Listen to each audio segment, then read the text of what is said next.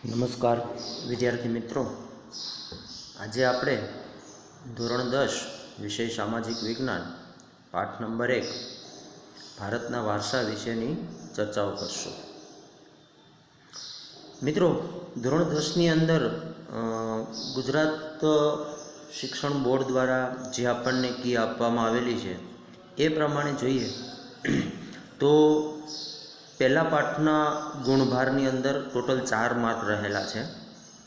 એની અંદર 2 માર્કનો એક પ્રશ્ન પૂછાય છે અને 2 માર્કના ઓપ્શન પ્રશ્ન પૂછાય છે, જે પ્રથમ 16 માર્કનું આવે છે. એમાંથી કોઈ પણ એક હોઈ શકે છે, જેમ કે ખાલી જગ્યા છે, ખરા ખોટા છે, છોડકું છે વગેરે એ રીતનું પૂછાય છે. ટોટલ આ પાઠની અંદર આપણને 4 માર્કનું ગુણભાર રહેલું છે. એટલે પહેલો પાઠ આપણે હવે શરૂ કરીએ, જે તમને એના વિશે થોડી માહિતી આપણે તમને આપું છું. પાઠનું નામ છે ભારતનો વારસો.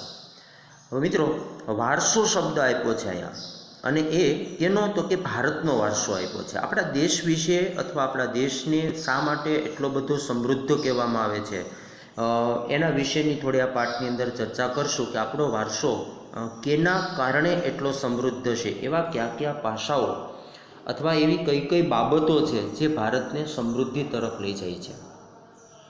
અહીંયા આપણે પાઠની શરૂઆત કરીએ તો એમાં પહેલો જ શબ્દ આપેલો છે કે ભારત પ્રાચીન સંસ્કૃતિ ધરાવતો દેશ છે. હવે તમે થોડા આગળ આપણે જોઈએ તો ખબર પડે કે વિશ્વની સૌથી પ્રાચીન સંસ્કૃતિઓ કઈ કઈ, તો કે મિશરની સંસ્કૃતિ છે, ચીનની સંસ્કૃતિ છે, મેસોપોટેમિયાની સંસ્કૃતિ છે, સિંધુ ખીણની સંસ્કૃતિ. અને એ સિંધુ ખીણની સંસ્કૃતિ એટલે આપણા દેશની ભારતની સંસ્કૃતિ સિંધુ નદીની સાથે જોડાયેલી. એટલે આ સિંધુની આસપાસ જ્યારે ભારતીય સભ્યતા અથવા તો લોકોએ જે રહેવાનું શરૂ કર્યું એના નામ ઉપરથી આ સંસ્કૃતિને સિંધુ ખીણની સંસ્કૃતિ તરીકે ઓળખવામાં આવે છે. એટલે કીધું છે કે ભારત પ્રાચીન સંસ્કૃતિ ધરાવતો દેશ છે. ભારતના પ્રાચીન ગ્રંથો, જેમ કે ભારતની અંદર 18 પુરાણ આપેલા છે. એની અંદર 18 પુરાણોમાંથી વિષ્ણુ પુરાણની અંદર ભારત વિશે એક શ્લોક કહેવામાં આવ્યો છે, જે આ પ્રમાણે છે: ઉત્તરમ યત સમુદ્રસ્ય હિમાદ્રેશસૈવમ દક્ષિણમ વર્ષ તદ ભારત નામ ભારતી યત્ર સંસતિ. અર્થાત આનો મતલબ એવો થાય છે કે સમુદ્રની ઉત્તરે, સમુદ્ર એટલે કયો સમુદ્ર, તો કે ભારતની દક્ષિણે આવેલો કયો, તો કે હિન્દ મહાસાગરની ઉત્તરમાં અને હિમાલયની દક્ષિણે, એટલે કે ભારતની ઉત્તરની અંદર હિમાલયની ગિરિમાળાઓ આવેલી છે. એની દક્ષિણે એટલે કે હિન્દ મહાસાગરથી ઉત્તરમાં અને હિમાલયથી દક્ષિણ, આ બેયની વચ્ચે જે સ્થળ આવેલું છે એનું નામ છે ભારત અથવા તો ભારત વર્ષ, એવું નામ આપવામાં આવેલું છે. અને એ ભારત વર્ષના સંતાનો એટલે કે આપણે કોણ, તો કે ભારતીય છીએ એમ કહેવાનું છે.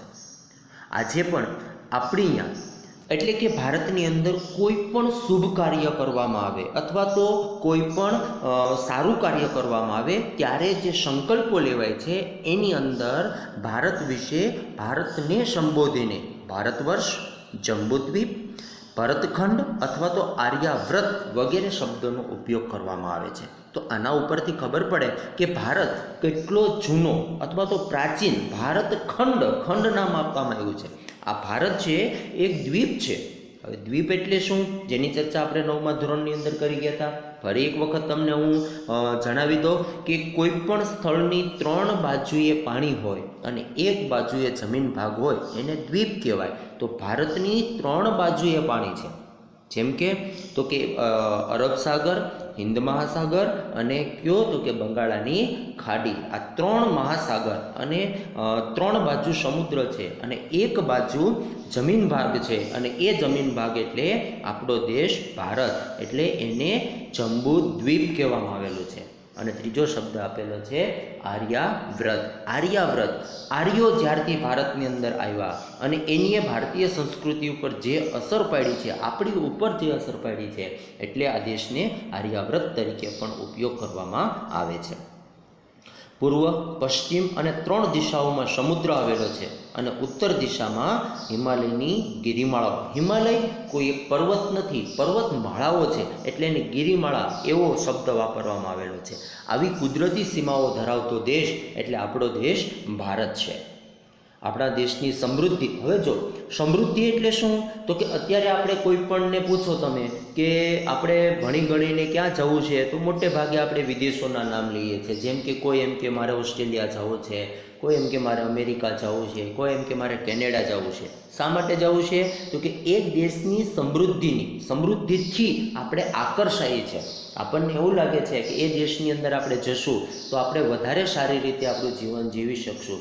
એવી એક એટ્રેક્શન છે, એવું આકર્ષણ આજથી હજારો વર્ષો પહેલાં આપણા દેશનું હતું.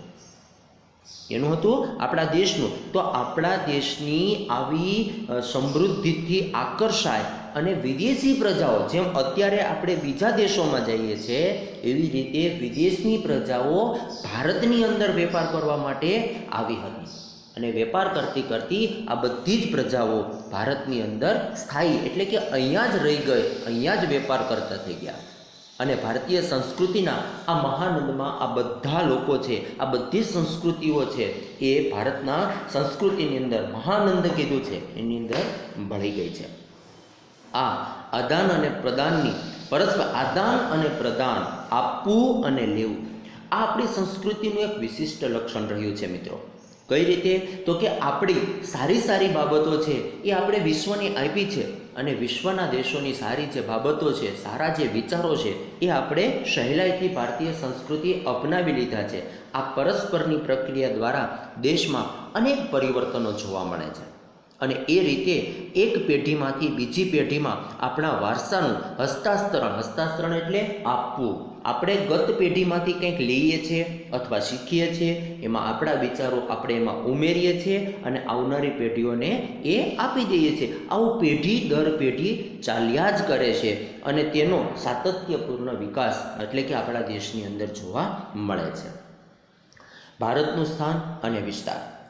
વિદ્યાર્થી મિત્રો, અહીંયા હું તમને એક બાબત સ્પષ્ટ કરવા માગું છું કે આ વિશે આપણે ધોરણ 9ની અંદર અભ્યાસ કરી ગયા છે. પાઠ નંબર 13, પાઠનું નામ હતું ભારતનું સ્થાન અને તેનો વિસ્તાર. ફરી એક વખત અહીંયા ચર્ચા કરી છે કે ભારતનું સ્થાન વિશ્વમાં કેવું છે. આપણે ધોરણ 9ની અંદર અભ્યાસ કર્યો એ પ્રમાણે જોઈએ તો પ્રાચીન સમયથી જ ભારત ઘણું વિશાળ હતું. વિશાળ એટલે મોટું હતું, વિસ્તાર ખૂબ મોટો. અત્યારનું હાલનું જે ભારત છે એ એક નાનું ભારત છે. કઈ રીતે, તો કે વિદેશી આક્રમણખોરોને કારણે આપણા દેશના ઘણા બધા પ્રદેશો ભારતથી વિખૂટા પડી ગયા. તમે સમ્રાટ અશોકના સમયનો ભારતનો નકશો જુઓ અથવા વિસ્તાર જુઓ, જે તમે ધોરણ 7ની અંદર અભ્યાસ કરી ગયા છે વિદ્યાર્થી મિત્રો, તો તમને ખબર પડે કે ભારત ઠેઠ અત્યારના અફઘાનિસ્તાન સુધી ફેલાયેલો દેશ હતો, જેના ટુકડા થતાં અત્યારે હાલનું આ ભારત. એટલે કીધું છે કે પ્રાચીન સમયનું ભારત ઘણું વિશાળ હતું અને હાલમાં પણ ભારત અત્યારે હાલની સ્થિતિએ પણ જોઈએ તો ભારત વિસ્તારની દ્રષ્ટિએ વિશ્વમાં 7મા ક્રમે છે. વિશ્વના જેટલા મોટા દેશો છે એ મોટા દેશોની અંદર ભારતનું સ્થાન છે એ વિસ્તાર એટલે આપણે કહીએ છીએ ભૂમિ, એની દ્રષ્ટિએ જોઈએ તો એ 7મા ક્રમે આવેલું છે અને જનસંખ્યાની દ્રષ્ટિએ જોઈએ તો એ ભારતનું બીજું સ્થાન છે. અને બીજો શબ્દ આપણે વાપરીએ છીએ કે સ્થાન અને વિસ્તાર. ભારત ટોટલ 32.84 લાખ ચોરસ કિલોમીટરમાં ફેલાયેલો દેશ છે. એટલે વિવિધતા આપણા દેશની અંદર પુષ્કળ પ્રમાણમાં જોવા મળે છે. આવો વૈવિધ્યસભર વારસા વિશે હવે આપણે વિદ્યાર્થી મિત્રો થોડી ચર્ચાઓ કરીએ છીએ. ભારત ભૂમિએ આપણને અને વિશ્વને એક સમૃદ્ધ અને વૈવિધ્યસભર વારસો આપ્યો છે. જો ભારત ભૂમિ એટલે શબ્દ આપ્યો છે જમીન, જેને આપણે ભૂખંડ કહીએ છીએ, એની આપણને તો સમૃદ્ધ વારસો આપ્યો જ છે મિત્રો. પણ સાથે સાથે આખા વિશ્વને એક નવી દિશા આપેલી છે. એટલે ભારતનો વારસો સમૃદ્ધ છે અને વૈવિધ્યપૂર્ણ શા માટે કહેવામાં આવ્યો છે? ફરી એક વખત કહી દો કે વિદેશી પ્રજાઓ જ્યારે ભારતની અંદર આવી, એ પ્રજાઓ પોતાની સાથે પોતાના પ્રદેશની સંસ્કૃતિ, ધર્મ, આચાર, વિચાર, સારી બાબતો જે ભારતની અંદર લઈ આવી હતી એ ભારતે સ્વીકારેલી છે. એટલે ભારતીય સંસ્કૃતિનો એક વૈવિધ્યપૂર્ણ વારસાનું સર્જન થયેલું છે. ભારતીય સંસ્કૃતિ શાંતિપ્રિય અને વેપારી રહી છે. અહીંયા બે શબ્દ આપેલા છે. એક તો કે ભારતીય સંસ્કૃતિ શાંતિપ્રિય. શાંતિપ્રિય એટલે શું? તો કે આદિકાળથી લઈ અને અત્યાર સુધીમાં ક્યાંય એક પણ એવી ઘટના તમને જોવા નહીં મળે કે જેની અંદર એવું લખેલું હોય કે ભારતે કોઈ બીજા દેશ ઉપર આક્રમણ કરેલું છે. એનો મતલબ એવો થાય કે આપણે કોઈ પણ બીજા દેશ ઉપર ક્યારેય ચડાઈ કરવાની કે આક્રમણની નીતિ અપનાવી નથી. ભારતની પ્રજા એક વેપારી પ્રજા છે.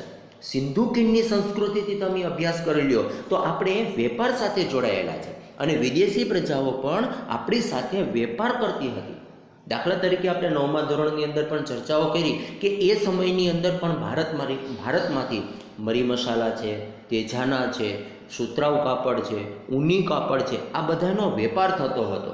આ બધી વસ્તુઓ આપણે વિદેશમાં મોકલતા અને એના બદલામાંથી વિદેશમાંથી આપણી જરૂરિયાતની બધી વસ્તુઓ ક્યાં આવતી? ભારતની અંદર. આ આદાન અને પ્રદાન થકી આપણો દેશ વિશ્વમાં સમૃદ્ધ પામ્યો છે, જેના વિશે તમે પંચતંત્રની વાર્તાઓ છે અથવા તો બીજા જે સાહિત્યો છે એના દ્વારા આપણને એની ખબર પડી શકે છે. ભારતની સંસ્કૃતિમાંથી ચિત્ત અને આનંદનો અનુભવ થાય.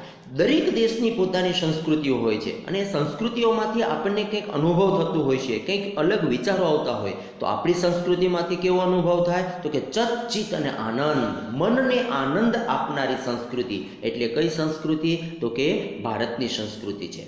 આ ઉપરાંત અહીં આવીને વસેલા ભિન્ન ભિન્ન સંસ્કૃતિઓ સાથેના આદાન પ્રદાન થકી આપણી સંસ્કૃતિ વધારે સમૃદ્ધ બનેલી છે. આપણી સંસ્કૃતિએ અપનાવેલા અહિંસા અને શાંતિના મૂલ્યો જે આજે વિશ્વભરની અંદર પ્રશંસા પામેલા છે. અહિંસા પરમો ધર્મ અને શાંતિ. ભારતની સંસ્કૃતિએ શાંતિને વરેલી છે અને હિંસાને ક્યાંય સ્થાન નથી. આ બંને બાબતો દુનિયાના દરેક દેશની સંસ્કૃતિને દુનિયાના દરેક દેશના લોકોએ પણ અપનાવેલી છે, જે વિશ્વની અંદર એક પ્રશંસા બાબત આપણે ગણાવી શકીએ છીએ.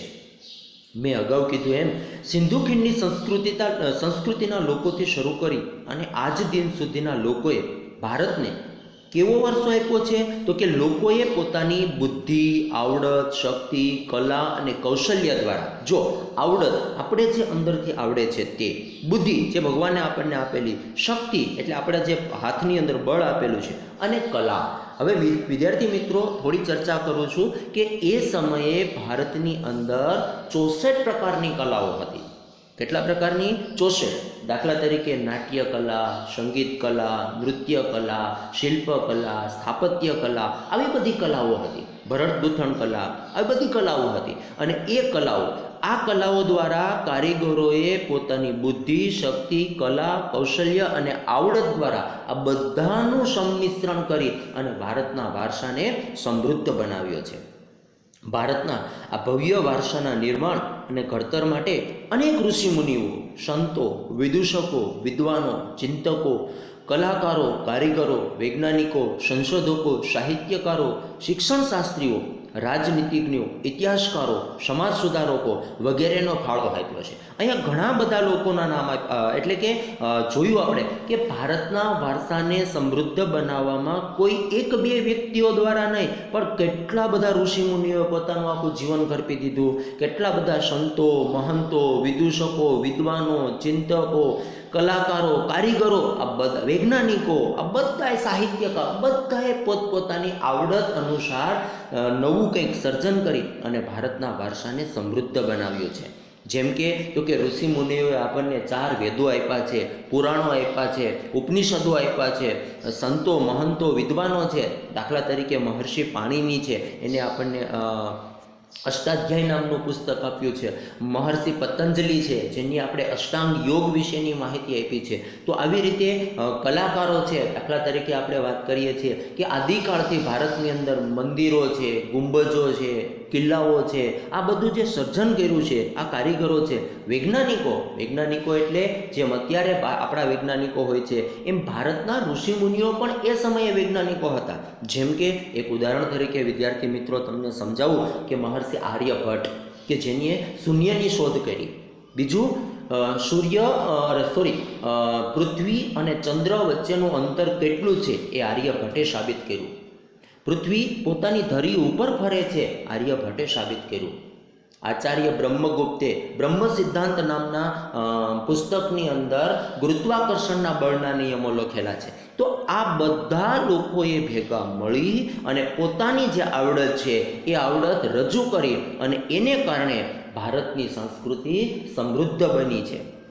એમાં ધર્મ, શાસન, શૈલી, ભાષા, કલા, ચિત્ર, બોલી, પહેરવેશ, રીતિરિવાજો આ બધું પણ ભારતને મળ્યું અને આ બધું સંપૂર્ણ જ્યાં ભેગું થાય છે ત્યારે એક ભાતીગળ સંસ્કૃતિનું સર્જન થાય છે અને એવી ભાતીગળ સંસ્કૃતિનું નિર્માણ એટલે ભારતની સંસ્કૃતિ. ભાતીગળ શબ્દ આપ્યો. દાખલા તરીકે વિદ્યાર્થી મિત્રો, આપણે કોઈ મોટા મેળાની અંદર જઈએ છીએ, ત્યાં વિવિધ પ્રદેશના લોકો પોતાના પ્રદેશના પહેરવેશ, બોલી અથવા તો જે ત્યાંની ખૂબી હોય છે એ ખૂબીઓ ત્યાં રજૂ કરે, જેથી કરીને આપણે એને ઓળખી જઈએ. દાખલા તરીકે આપણે તરણેતરના મેળામાં જઈએ તો ગુજરાતના દરેક પ્રદેશમાંથી લોકો ત્યાં આવે છે અને પોતાના પ્રદેશની કલા, સંસ્કૃતિ ત્યાં રજૂ કરે, જેનાથી આપણે પરિચિત થઈએ. એવી રીતે ભારતની સંસ્કૃતિ એક ભાતીગળ સંસ્કૃતિનું નિર્માણ થતું ગયું. હવે અહીંયા શબ્દ આપ્યો છે સંસ્કૃતિ એટલે શું? તો વિદ્યાર્થી મિત્રો, સંસ્કૃતિ એટલે તો કે સ્પષ્ટ રીતે જુઓ તો ઇતિહાસની અંદર સંસ્કૃતિની કોઈ વ્યાખ્યા નથી લખી, પણ સંસ્કૃતિ એટલે તો કે આપણે આપણું જીવન કેવી રીતે જીવવું, જીવન જીવવાની કલા, ધ વે ઓફ લાઈફ, માનવ મનનું ખેડાણ, આવી આપણે સંસ્કૃતિની વ્યાખ્યા આપણે કરી શકીએ છીએ. કે જીવન આપણે જોઈએ વિદ્યાર્થી મિત્રો કે આપણે આદિકાળની અંદર જંગલોની અંદર રખડતું ભટકતું જીવન જીવતા. એ સમયથી લઈ અને આજનો આ જે આધુનિક માણસ છે ત્યાં સુધીની જે આપણે સફર કરી છે એ સફર એટલે ભારતની સંસ્કૃતિ. આપણે દરરોજ કંઈક શીખીએ છીએ, દરરોજ કંઈક એમાં નવું આપણે કહીએ છીએ. કાળક્રમે બદલાતા સંજોગો અનુસાર જનજીવનમાં આવતા પરિવર્તનો, એની અંદર આવતા સુધારાઓ, સામાજિક રીતિરિવાજો, આ બધી ભિન્ન ભિન્ન સમાજો ભેગા મળી અને ભારતીય સંસ્કૃતિ બને છે. સંસ્કૃતિ એટલે માનવ મન. મન એટલે માણસ સતત વિચારવંતો છે, સતત વિચારે છે, કંઈક ને કંઈક નવું વિચારે છે અને એ નવું વિચારે એમાંથી જ કંઈક નવું સર્જન થાય એટલે કે ભારતીય સંસ્કૃતિ. આપણા સમાજના મૂલ્યો, ટેવો, આચાર, વિચાર, ધાર્મિક પરંપરાઓ, રહેણીકહેણી અને જીવનને ઉચ્ચતમ ધ્યેય સુધી લઈ જતા આદર્શો, આ બધાનો સરવાળો એટલે ભારતીય સંસ્કૃતિ. નાનું બાળક જે રીતે આપણા ઘરની અંદર વડીલોને જોવે છે, એને અનુકરણ કરે છે અને એમાંથી જ શીખે છે, એવી રીતે આપણે ગત પેઢીમાંથી કંઈક શીખીએ છીએ, એમાં આપણું કંઈક નવું ઉમેરીએ છીએ અને આવનારી પેઢીઓને આપણે આપીએ છીએ. દરેક એક પેઢી નવા નવા વિચારો ઉમેરી અને એક નવી નવી બાબતો, નવા નવા વિચારોનું સર્જન કરે. માનવ મનનું ખેડાણ, ગુફાથી ઘર સુધીની માણસની વિકાસ યાત્રા એટલે ભારતીય સંસ્કૃતિ. ભારતીય સંસ્કૃતિનો વારસો. હવે આપણો વારસો કેવો છે એના વિશે વાત કરીએ છીએ. વારસો એટલે આપણને આપણા પૂર્વજો તરફથી મળેલી અમૂલ્ય ભેટ. વિદ્યાર્થી મિત્રો, અહીંયા હું એક બાબત ઉદાહરણ દ્વારા તમને સમજાવવા માગું છું કે આપણને આપણા પૂર્વજો તરફથી, હવે તમે વિદ્યાર્થી મિત્રો જુઓ છો કે આપણે નાના હોઈએ છીએ, મોટા થઈએ છીએ, મોટા થઈ પછી આપણને આપણા પિતાજી અથવા તો દાદાજી તરફથી આપણને ઘર મળે છે, એટલે કે મકાન મળે છે, વાડી મળે છે, મિલકત મળે છે, કોઈ ફેક્ટરી હોય અથવા કોઈ કારખાનું હોય, આપણને વારસામાં મળે છે. એને ઊભું કરેલું એ આપણને મળે, એમાં આપણી રીતે કંઈક આપણે ડેવલપમેન્ટ કરીએ અને એનો વિકાસ કરીએ. એવી જ રીતે આ ભારતીય સંસ્કૃતિ છે એ આપણને વારસામાં મળેલી છે. કોઈ 1-2 વર્ષોથી નહીં, હજારો વર્ષોની પ્રક્રિયા પછી આ ભારતીય સંસ્કૃતિનું સર્જન થયું છે એટલે આપણા પૂર્વજો તરફથી મળેલી અમૂલ્ય ભેટ છે. ભારતનો ઇતિહાસ હજારો વર્ષ પુરાણો છે.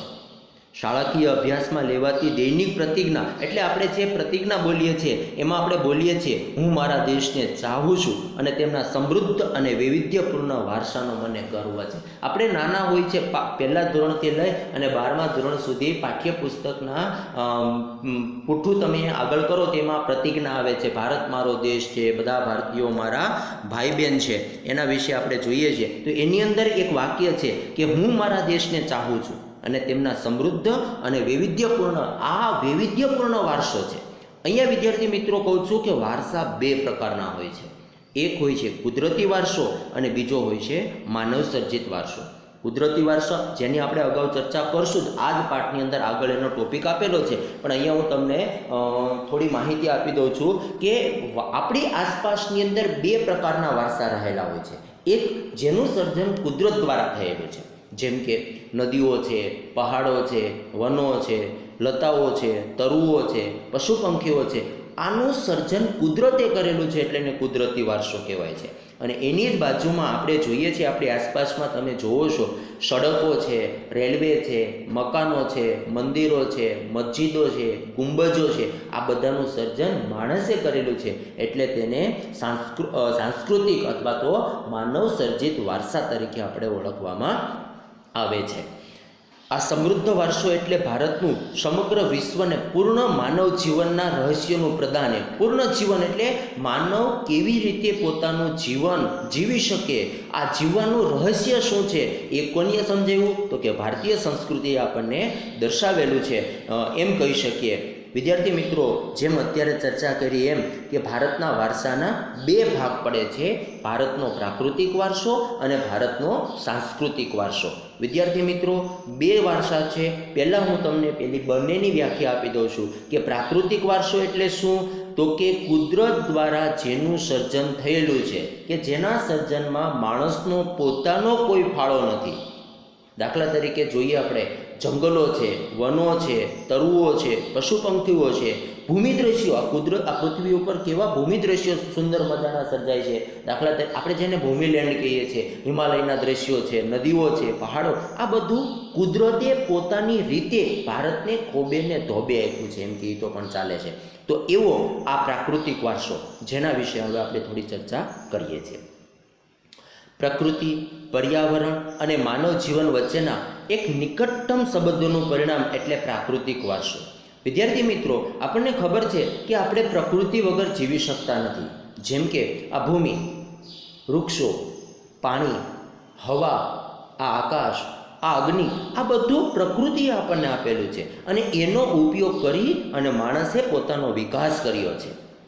એટલે જ કીધું છે કે આ માનવ અને કુદરતી આ બંને વારસાની એકબીજાની નજીક હોવું અને એનું પરિણામ એટલે કયું તો કે આ પ્રાકૃતિક વારસો છે. ભારતનો પ્રાકૃતિક વારસો એક વિશિષ્ટ અને વૈવિધ્યસભર છે. વિશિષ્ટ છે કેવી રીતે તો કે કુદરતે ભારતને હિમાલય જેવી ગિરિમાળાઓ આપેલી છે, ઉચ્ચ પ્રદેશો આપેલા છે, મેદાનો આપેલા છે, સમુદ્રો આપેલા છે, મહાસાગર આપેલો છે અને રણપ્રદેશ પણ આપેલું છે. વૈવિધ્યસભર વન્યજીવન પણ આપેલું છે. પશુ પંખીઓની પણ અજોડ જાતો એ આપણા દેશને આપેલી છે. કે આ વારસાની અંદર પર્વતો, ઝરણાઓ, સાગરો, દરિયા કિનારા, ફળદ્રુપ મેદાનો, ખીણો, રણો, આ બધું આપણને આપેલું છે, જે વિશ્વના લગભગ ખૂબ ઓછા દેશોને આપેલું છે. અને જેટલા દેશોને આપ્યું છે એમાંનો આપણો દેશ એટલે ભારત. એટલે ભારતનો વારસો એ એકદમ સમૃદ્ધ કહેવામાં આવ્યો છે. વૃક્ષો, વનસ્પતિ, જીવજંતુ, ઋતુઓ ત્રણ, આમ જોઈએ તો આપણે ત્રણ પ્રકારની ઋતુઓ છે, શિયાળો, ઉનાળો અને ચોમાસું. પણ એક ચોથી ઋતુ છે પાછા ફરતા મોસમી પવનો. આ ભારતની અંદર નિશ્ચિત સમય માટે આપણને અનુભવાય છે. બીજા દેશોની અંદર વધતા ઓછા પ્રમાણમાં હોય છે. પણ આપણે જોઈએ, આપણે 9મા ધોરણની અંદર પણ વિદ્યાર્થી મિત્રો થોડી એના વિશે ચર્ચા કરી કે દાખલા તરીકે આપણને શિયાળો આવે છે તો 3 મહિના માટે સ્પષ્ટ આપણને ઠંડી ઋતુનો અનુભવ થાય. એટલે આપણે ખેતીની અંદર પણ એ ઠંડી ઋતુની અંદર પાકતા પાકો સહેલાઈથી લઈ શકીએ છીએ. ચોમાસાની અંદર આપણને 4 મહિના માટે ચોમાસા વર્ષા ઋતુનો આનંદ થાય, અનુભવ થાય. એટલે આપણે એ સમયની અંદર એ પાક આપણે ઉગાડી શકીએ છીએ. તો એની આ નાની નાની બાબતો છે, પણ આ બધી બાબતો ભેગી મળી અને ભારતના વારસાને સમૃદ્ધ બનાવ્યા છે. તો જીવજંતુઓ, ઋતુઓ, પશુ પક્ષીઓ, પ્રાણીઓ, આ વૈવિધ્યસભર ભૂમિ દ્રશ્યો, આ બધી બાબતો જ્યારે ભેગી થાય છે ત્યારે એ ભારતનો પ્રાકૃતિક વારસાનું સર્જન થાય છે. આ પ્રકારના એ સાથે વિવિધ પ્રકારના ખડકો.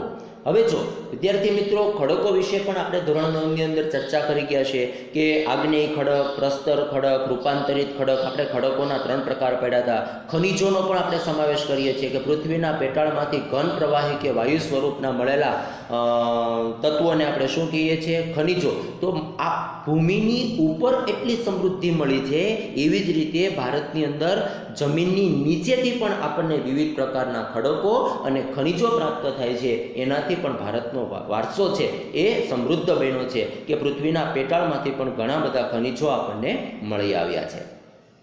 આપણે સૌ પ્રકૃતિના સંતાન છીએ. પ્રકૃતિએ આપણને આહાર, પાણી, શુદ્ધ વાયુ તેમજ નિવાસ જેવી લગભગ બધી જ આવશ્યકતાઓ માટે કુદરતે આપણને એક સુંદર વ્યવસ્થા કરી છે. દાખલા તરીકે જ્યાં આપણે મકાનો બાંધીને રહીએ છીએ એ નદી કિનારો આપણને મળ્યો છે અને એ નદી કિનારામાંથી આપણને ફળદ્રુપ જમીનો મળી છે, જેની અંદર સહેલાઈથી આપણે ખેતી કરી અને વિવિધ પાકોનું આપણે ઉત્પાદન કરી શકીએ છીએ. પ્રકૃતિ સાથેનો આપણો વ્યવહાર એ શ્રદ્ધાપૂર્વકનો હોવાના ઉદાહરણો આપણને પંચતંત્રની વાર્તાઓ અને બૌદ્ધ ધર્મની જાતક કથાઓમાં જોવા મળે છે. આપણા લોકસંગીતની અંદર, આપણા શાસ્ત્રીય સંગીતની અંદર પણ ઋતુઓ અને પ્રકૃતિ સાથેનો સંબંધ જોવા મળે છે. હવે જો વિદ્યાર્થી મિત્રો, અહીંયા કીધું છે કે આપણો અને આપણી પ્રકૃતિ વચ્ચેનો સંબંધ કેવો રહ્યો છે? તો કે શ્રદ્ધાપૂર્વક. કઈ રીતે? હવે તમે વિદ્યાર્થી મિત્રો, હું તમને 2-3 ઉદાહરણ દ્વારા આ વાત સમજાવવા માગું છું કે ભારતની અંદર, આપણા ધર્મની અંદર આપણે છીએ એ ધર્મ પ્રધાન દેશ છે. આપણે ધર્મપ્રેમી લોકો છે. એટલે આપણા ઋષિ મુનિઓએ આપણી પ્રકૃતિને ધર્મની સાથે જોડી દીધી. કઈ રીતે? તો કે આ દેશની અંદર વડલાને પણ પૂજવામાં આવે છે, તુલસીને પણ પૂજવામાં આવે છે અને પશુ પંખીઓને પણ પૂજવામાં આવે છે. સામાન્ય રીતે આપણે જોઈએ એનું કારણ એ છે કે આ પ્રકૃતિનું સંરક્ષણ થાય, વૃક્ષોનું સંરક્ષણ થાય, પશુ પંખી પ્રાણીઓનું સંરક્ષણ થાય, એને કોઈ હાનિ ન પહોંચે. એટલા ઋષિ મુનિઓએ આ બધી પ્રકૃતિની બાબતોને ધર્મની સાથે જોડી દીધી અને ભારત એક ધર્મપ્રધાન દેશ છે એટલે એનું સંરક્ષણ કરી શકીએ એટલા માટે એની સાથે જોડી દેવામાં આવ્યું છે. સાથે સાથે આપણા લોકસંગીતની અંદર, આપણા શાસ્ત્રીય સંગીતની અંદર પણ ઋતુઓ અને પ્રકૃતિ સાથેના સંબંધો જોવા મળી રહ્યા છે. આપણા ગીતો હોય, આપણા તહેવારો હોય, આપણી કવિતાઓ હોય, ચિત્રોની અંદર પણ પ્રકૃતિ અને ઋતુચક્રનું નિરૂપણ એટલે અંકિત કરવામાં આવ્યું છે, જે આપણને જોવા મળે છે. કઈ રીતે? તો કે આપણા લોકગીતોની અંદર પણ પ્રકૃતિના ગીતો ગવાયા છે. આપણા તહેવારોની અંદર પણ પ્રકૃતિ ઋતુ પ્રમાણે આપણા તહેવારો આવે છે અને જેથી કરીને આ ગીતો, તહેવારો, કવિતાઓ, ચિત્રો આ બધાનું સર્જન છે એ આપણા પ્રાકૃતિક વારસાની અંદર જોવા મળે છે. નિસર્ગોપચાર એટલે કે નેચરોપેથી, આયુર્વેદ, યુનાની જેવી ચિકિત્સા પદ્ધતિ પ્રકૃતિ ઉપર આધારિત છે. હવે વિદ્યાર્થી મિત્રો, અત્યારે આપણે જોઈએ છીએ તો 3 પ્રકારની પદ્ધતિઓ આપણે અહીંયા જોવા મળે છે. એક છે આયુર્વેદ છે, બીજું હોમિયોપેથી છે અને ત્રીજું એલોપેથી છે. અહીંયા ભારતની આયુર્વેદ, હવે આપણે જોઈએ છીએ આપણા ઇતિહાસની અંદર મહર્ષિ ચરક થઈ ગયા છે, મહર્ષિ શ્રુશુત થઈ ગયા છે, જેમણે ચરક સંહિતા અને શ્રુશુત સંહિતાની અંદર વિવિધ પ્રકારના રોગો અને એની માટેની દવાઓ, કયા વૃક્ષોમાંથી, કઈ વનસ્પતિમાંથી કેના માટેની દવાઓ બને છે, જેની ચર્ચાઓ અહીંયા આપણે કરવામાં આવી છે. આગળના પાઠોની અંદર તેની ચર્ચા આપણે કરશું. હવે આપણે જોઈએ છીએ ભૂમિ દ્રશ્યો કે ભારતના વારસાને, પ્રાકૃતિક વારસાને સમૃદ્ધ બનાવવામાં કઈ કઈ બાબતો આવેલી છે. તો એની અંદર પહેલું છે લેન્ડસ્કેપ એટલે કે ભૂમિ દ્રશ્યો. એક આપણે જોઈએ છીએ વિદ્યાર્થી મિત્રો કે આપણે કોઈ નદી કિનારે જઈએ અથવા તો કોઈ એવા પ્રાકૃતિક કુદરતી સ્થળ ઉપર જઈએ તો ત્યાંનું એક આહલાદક દ્રશ્ય જોઈ અને આપણને અંદરથી એક આનંદની અનુભૂતિ થાય. તો ભારત પણ એક ભૂમિલેન્ડ છે, ભૂમિ દ્રશ્ય છે અને એના વિશેનું સર્જન આપણે, દાખલા તરીકે હું તમને ઉદાહરણ તરીકે આપું કે જ્યારે આપણે હિમાલયનો ફોટો જોઈએ અથવા કોઈ ટીવીના માધ્યમ દ્વારા, કોઈ પિક્ચરોના માધ્યમ દ્વારા જ્યારે હિમાલયની એ ખૂબસૂરતી, સુંદરતા જોઈએ તો અંદરથી એક આનંદની અનુભૂતિ થાય. તો કે એના જ વિશેનું અહીંયા આ ભૂમિ દ્રશ્ય કે ભારતની અંદર કુદરતે ભારતને કેવું ભૂમિ દ્રશ્ય આપ્યું છે એની ચર્ચા કરીએ આપણે. ભૂમિ આકારો દ્વારા અનેક ભૂમિ દ્રશ્યોનું સર્જન જોવા મળે છે. દાખલા તરીકે હિમાલય પર્વત એ ખુદ હવે હિમાલય પર્વત આખું હિમાલયની ગિરિમાળાઓ છે જે ઉત્તરથી લઈ અને પૂર્વ સુધી ફેલાયેલી છે, જેના વિશે આપણે ધોરણ 9ની અંદર ચર્ચા કરી ચૂક્યા છીએ. એક ભૂમિ આકાર છે કે આની અંદર આ હિમાલયની અંદર અનેક પ્રકારની ઉપયોગી વનસ્પતિઓ. હવે આપણે ધોરણ 9ની અંદર ચર્ચા કરી હતી કે આખી દુનિયાની અંદર કોઈ એકાદી જગ્યાએ મળતા જે વનસ્પતિઓ છે જેને આપણે એકલ સંસાધન તરીકે ઓળખીએ છીએ. દાખલા તરીકે લોહીના ઊંચા દબાણ માટે સર્પગંધા નામની વનસ્પતિઓ છે, ખનિજો છે, અવનવા પશુ પંખીઓ છે, શિખરો છે. શિખરો એટલે જે સમુદ્રની સપાટીએથી ઊંચાઈ ઉપર આવેલા છે. આ બધું જે હિમાલયની અંદર બારે માસ બરફથી ઢંકાયેલા છે, આ છવાયેલા રહે છે. તેનાથી મોટી નદીઓ બને છે. મોટી નદીઓ એટલે કઈ તો કે ગંગા છે, બ્રહ્મપુત્રા છે, સિંધી છે, વગેરે સિંધુ નદીઓ છે. આ જે નદીઓ બને છે એ આ હિમાલયને કારણે છે. કઈ રીતે તો કે ચોમાસાની અંદર એ ભારે વરસાદને કારણે સતત ચાલુ રહે છે. ઉનાળાની અંદર આ જ નદીઓ છે બરફના પીગળવાને કારણે પાણીઓથી બારે માસ ભરપૂર પાણીઓથી વહેતી રહે છે. અને આ નદીઓ માત્ર આપણને પાણી નથી આપતી, ફળદ્રુપ મેદાનો આપે છે, એની અંદર કામ ઢસડાઈને આવે છે, ખનિજો જેની અંદર ભૂમિની અંદર પડે છે. એટલે આ ભૂમિ દ્રશ્યો આપણા માટે ખૂબ જ ઉપયોગી છે. આ નદીઓ બારે માસ ભરપૂર પાણીથી સમૃદ્ધ રહે છે. તરાઈના જંગલોના પ્રકાર વિશે આપણે ધોરણ 9ની અંદર પણ ચર્ચાઓ કરી ગયા છે અને આપણે ધોરણ 10ની અંદર પણ પાછા કરશું. તો તરાઈના જંગલો પણ આ હિમાલયની ઊંચાઈ ઉપર પણ આવેલા છે. આ જ હિમાલય પર્વતમાળાની અંદર અમરનાથ, બદ્રીનાથ, કેદારનાથ જેવા યાત્રાના સ્થળો, નંદાદેવી જેવા શિખરો પણ આવેલા છે. જે વિશ્વનું સૌથી ઊંચું પર્વત શિખર છે માઉન્ટ એવરેસ્ટ, જે 8,848 મીટર, K2, નંદાદેવી જેવા શિખરો આવેલા છે. જે ભારતનું સ્થાન છે એ હિમાલયનું સ્થાન છે વિશ્વની અંદર ઘણું મહત્ત્વ વધારે છે કે આવા મોટા શિખરો આપણા દેશની અંદર હિમાલયની ગિરિમાળાઓની અંદર આવેલા છે. બીજું છે નદીઓ એટલે વિદ્યાર્થી મિત્રો આપણે ભારતની અંદર નદીને મા કીધી છે, માતાનું સ્વરૂપ આપેલું છે અહીંયા. કેમ તો કે જો આપણી ભારતની સંસ્કૃતિનું નામ જ સિંધુ ખીણની સંસ્કૃતિ. સિંધુ અને રેવા આ બંને નદીઓ છે. એ બંને નદીઓના તટ વિસ્તારની અંદર જે સંસ્કૃતિનું નિર્માણ થયું એ સંસ્કૃતિ એટલે કઈ તો કે સિંધુ ખીણની સંસ્કૃતિ. કે આ દેશની અંદર પ્રાચીન સમયથી જ આ નદીઓનું સ્થાન માનું સ્થાન આપવામાં આવ્યું છે. ભારતીય સંસ્કૃતિ સિંધુ અને રાવી નદીના કિનારે એટલે કે આ બંને નદીઓના કિનારા ત્યાં જઈને વસેલી છે. ત્યાં જ આપણો વિકાસ એક ઉત્ક્રાંતિ શરૂ થયેલી છે. સિંધુ, ગંગા, યમુના, સરસ્વતી, નર્મદા, ગોદાવરી, કૃષ્ણા, કાવેરી જેવી લગભગ બધી જ નદીઓ ભારતના લોકજીવન ઉપર એક પ્રગાઢ ખૂબ ઊંડી અસર નાખે છે. આ જ નદીઓ આપણને પીવાનું શુદ્ધ પાણી આપે છે, વપરાશ માટેનું પાણી આપે છે, ખેતી કરવા માટે, સિંચાઈ માટે જે પાણીની જરૂર પડે છે એ આ નદી આપે છે, વીજળી પેદા કરવા માટે, ખેતી કરવા માટે, જળમાર્ગ તરીકે પણ આ જ નદીઓનું પાણી એ ખૂબ જ મહત્ત્વનું છે. અને આપણી જરૂરિયાતો સંતોષવામાં પણ આ નદીઓનું સ્થાન એ સૌથી અગ્રીમ છે, આગળ આપવામાં આવેલું છે. આ ઉપરાંત માટીના વાસણો બનાવવા, મકાનો બનાવવા, લીપણ એટલે જૂના જમાનાની અંદર આપણે ઘરની અંદર આપણે છાણ અને માટી બંને ભેગી કરી અને આપણે જેને ગાર કહીએ છીએ એ ગાર જેને લીપણ કહેવાય છે. અને ઉદ્યોગોના વિકાસ માટે પણ માનવીએ નદીના પાણી ઉપર જ આધારિત. વિદ્યાર્થી મિત્રો એક સમય હતો જે પાષાણ યુગની સંસ્કૃતિઓ કહેવાતી. એ સમયની અંદર પાષાણ પછી માટીના વાસણો બનાવવાની શરૂઆત થઈ. તો એ માટીના વાસણો બનાવવા માટે પણ જે પાણીની જરૂરિયાત છે, મકાનો બનાવવા માટે, લીપણ માટે કે આજના સમયની અંદર ઉદ્યોગોના વિકાસ માટે પણ આજે પણ આ માનવી છે એ સંપૂર્ણપણે નદીઓના પાણી ઉપર જ આધારિત રહ્યું છે. આમ નદીઓએ ભારતની પ્રજા જીવનને સમૃદ્ધ બનાવ્યું છે.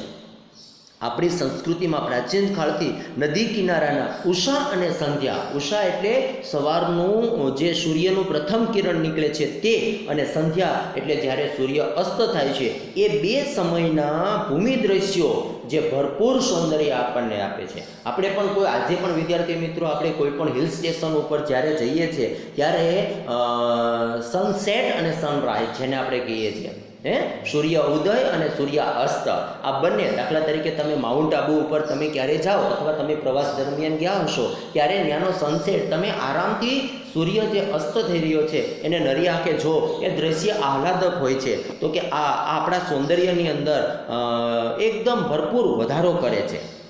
કલાશુદ્ધ અને કૌશલ્યનો વિકાસ પણ આ પ્રકૃતિના વારસામાંથી આપણને મળ્યો છે, જેથી આપણે નદીને લોકમાતાનું સ્થાન એવું બહુમાન, નદીઓને માનું સ્વરૂપ એવું સ્થાન આપવામાં આવ્યું છે. વિદ્યાર્થી મિત્રો, આશા રાખું છું કે અત્યારે આપણે જે પ્રાકૃતિક વારસા વિશે, ભારતના સંસ્કૃતિ વિશેની જે ચર્ચા કરી છે એ તમને સહેલાઈથી સમજાણી હશે અને આનંદ આવ્યો હશે. બાકીનું છે હવે પછીના લેક્ચરની અંદર હું તમને એના વિશેની માહિતી આપીશ. નમસ્કાર.